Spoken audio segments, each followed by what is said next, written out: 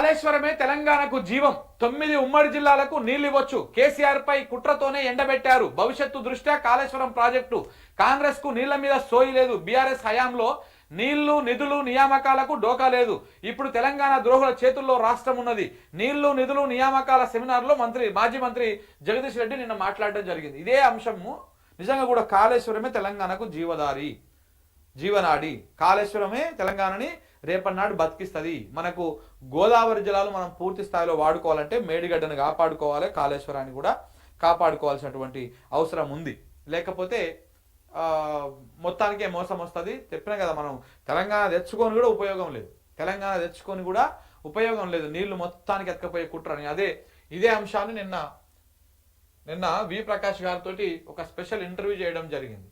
నిజంగా ఆయన చాలా విషయాలను ఇందులో షేర్ చేసిండు. ప్రజలారా, మీరు దయచేసి ఇది 10 మందికి తెలియజేసేటువంటి ప్రయత్నం చేయండి. ఛానల్ చూసేటువంటి మిత్రులు కూడా ఛానల్ని సబ్స్క్రైబ్ చేసి 10 మందికి ఈ విషయాలను చెప్పేటువంటి ప్రయత్నం చేయండి. నమస్తే, నేను జర్నలిస్ట్ శంకర్ని. Welcome to news line Telugu. ఇక్కడ సంస్థ ఏర్పాటు ఈ మాట ఏముంది, ఉజ్జయిన్ మాత్రం మనకు 1460 టీఎంసీలలో అప్పుడు ఏమన్నా తెలంగాణకి ఇన్ని అని. సో ఇది మొత్తం 48 నిమిషాల ఇంటర్వ్యూ ఉన్నది. ఇది కంప్లీట్ గా ఇప్పుడు ఏదైతే రేవంత్ రెడ్డి సైలెన్స్ తోటి, ఈ ప్రభుత్వం సైలెన్స్ తోటి అటు మోడీ కానీ ఇటు చంద్రబాబు నాయుడు కానీ కుట్ర చేసి గోదావరి జలాలను ఇటు బనకచెర్లకు పోలవరం నుంచి ఎత్తుకపోవాలన్న ప్రయత్నము, ఇంకొకటి ఇటు ఇచ్చంపల్లి నుంచి అంటే మేడిగడ్డకు తుపాకులగూడానికి మధ్యలో ఇచ్చంపల్లి అనేటువంటి ఆ ప్రాంతం నుంచి ఆడ బరాజ్ కట్టుకొని ఆడ డ్యామ్ కట్టుకొని ఆ నుంచి ఎటు మన కావేరికి నీళ్లు తీసుకుపోవాలనేటువంటి ప్రయత్నం, తమిళనాడుకు నీళ్లు ఇవ్వాలనేటువంటి ప్రయత్నము, ఈ అన్నిటి వెనకాల కూడా చాలా పెద్ద కుట్ర కోణం ఉన్నది. తెలంగాణ ప్రాజెక్టులకు అనుమతులు ఇవ్వరు, అన్ని రకాల పర్మిషన్లు ఇవ్వరు, మన డిపిఆర్ను ఆమోదించరు, సంవత్సరాలుగా పెండింగ్ పెడతారు, మన 3వ టీఎంసీ మీద సపోర్ట్ చేయరు. ఇప్పటికీ మన తుపాకులగూడెం దగ్గర ఆ బరాజ్కి సంబంధించినటువంటి వ్యవహారంలో ఆ ప్రాజెక్టుకు సంబంధించి ఇంకా ఛత్తీస్గఢ్కు సంబంధించి కొన్ని పర్మిషన్లు ఇస్తలేరు. వాళ్ళు కొంత అబ్జెక్షన్ చెప్తా ఉన్నారు. ఇట్లాంటివన్నీ ఇవ్వకుండా కేంద్ర ప్రభుత్వం మన జుట్టును వాళ్ళ చేతిలో పెట్టుకొని ఇప్పుడు ఏం చేస్తారు, మనకేం పర్మిషన్ ఇవ్వకుండా ఆ కింద ఉన్నటువంటి ఏపీకి ఇప్పుడు బనకచెర్ల కోసం అనుమతి, ఇటు కావేరి కోసము వాళ్ళ ప్రాజెక్టు, సొంత ప్రాజెక్టు, నేషనల్ ప్రాజెక్టు కోసం అనుమతి, ఇట్లాంటివన్నీ చేస్తూ ఉన్నారు. ఇప్పుడు ఈడ కనుక ఇచ్చంపల్లి దగ్గర కనుక ఆడ బ్యారేజ్ కడితే, ఆడ డ్యామ్ కట్టినా బ్యారేజ్ కట్టినా మన మేడిగడ్డ మొత్తం మునిగిపోతుంది. వాటర్ అందాక నిలుస్తాయి కాబట్టి. సో కాబట్టి అక్కడ మేడిగడ్డ దగ్గర బ్యారేజ్ ఉన్నప్పుడు ఇది కట్టడం కుదరదు. అందుకని దాన్ని కూలగొట్టాలని కుట్ర చేస్తూ ఉన్నారు. ఇక్కడ మంత్రులు మాట్లాడినటువంటి వ్యవహారం కానీ, ముఖ్యమంత్రి గారు మాట్లాడినటువంటి వ్యవహారం కానీ, ఎన్డీఎస్ఏ వ్యవహరిస్తున్నటువంటి తీరు కానీ, ఆ రిపోర్ట్ కానీ, ఇవన్నీ కూడా ఒకసారి మనం క్షుణ్ణంగా పరిశీలిస్తే మేడిగడ్డని వీళ్ళు తొందరలోనే మొత్తానికి కూలగొడతారు. కేవలం ఒక బ్లాక్లో 11 పిల్లర్లు ఉంటే దాంట్లో కేవలం 2 కుంగినాయి. అవి కూడా ఆ కుంగడం మీద కూడా రకరకాల అనుమానాలు ఉన్నాయి.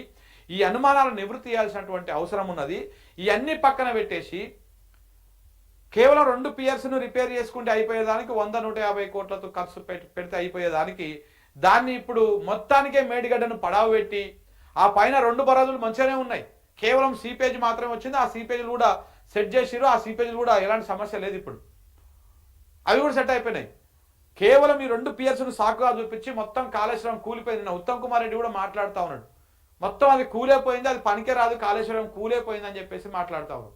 అసలు కాళేశ్వరం అనే ప్రాజెక్ట్ అంటే ఏంటిది, ఎక్కడి నుంచి ఎక్కడి దాకా ఉన్నదాన్ని కాళేశ్వరం అంటారు. ఇవన్నీ వాళ్ళకి తెలుసు, కానీ కావాలని ప్రజలకు చెప్పడం లేదు. ప్రజలకు చెప్తే వాస్తవాలు తెలుసుకుంటారు, తిరగబడతారు అని చెప్పేసి. సో ఇట్లా మేడిగడ్డను కూలగొట్టి ఇచ్చంపల్లిని కట్టుకొని ఇటు కావేరికి నిలెత్తుకపోదామనే కుట్ర మోడీ చేస్తా ఉన్నాడు. ఇటు కింద మన ఎక్కడ పోలవరం నుంచి అనుమతులు లేకపోయినా అక్రమమైన ఆ పోలవరం నుంచి నీళ్ళు ఎత్తుకపోయి బనకచెర్లకు నీళ్ళు ఇవ్వాలని, అది కూడా నిన్న వారు చెప్తా ఉన్నారు వి ప్రకాష్, 200 టీఎంసీల సామర్థ్యంతో ఒక భారీ రిజర్వాయర్ని కడతా ఉన్నారంట. 200 టీఎంసీలు, 1-2 కాదు మిత్రులారా, గుర్తుపెట్టుకోండి. మనం 50 టీఎంసీల మల్లన్న సాగర్ కట్టుకుంటేనే మన తెలంగాణలో ఉన్నటువంటి మేధావి వర్గము వీళ్ళందరూ కూడా గగ్గోలు పెట్టిరు. గిట్ల కడతారా, దీని కింద లీనమెంట్లు ఉన్నాయి, ఇక్కడ భూకంపాలు వస్తాయి, ఇది కడితే మొత్తం కొట్టుకపోతుంది, ఆగమైపోతుంది అని చెప్పేసి గగ్గోలు పెట్టిరు. కానీ చంద్రబాబు నాయుడు 200 టీఎంసీల స్టోరేజ్ సామర్థ్యంతో ఆ కెపాసిటీ తోటి ఒక భారీ రిజర్వాయర్ని, అది కూడా ఇప్పుడు బేసిక్గా రిజర్వాయర్లు ఎక్కడ కడతారు? కొండల మధ్యలో, గుట్టల మధ్యలో, లోతైన ప్రాంతాలను, లోతట్టు ప్రాంతాలను చూసుకొని కడతారు. కానీ మల్లన్న సాగరు ఒక పల్లమైనటువంటి ప్రదేశంలో కట్టిరు. సేమ్ మల్లన్న సాగర్ ఏ రకంగానైతే చుట్టూ కట్టిర్రో అట్లాగనే ఇప్పుడు చంద్రబాబు నాయుడు బనకచర్ల కోసం కట్టేటువంటి రిజర్వాయర్ కూడా అలాంటి ఒక ఎలాంటి గుట్టలు కొండలు లేనటువంటి ప్రాంతంలోనే కడతా ఉన్నారు.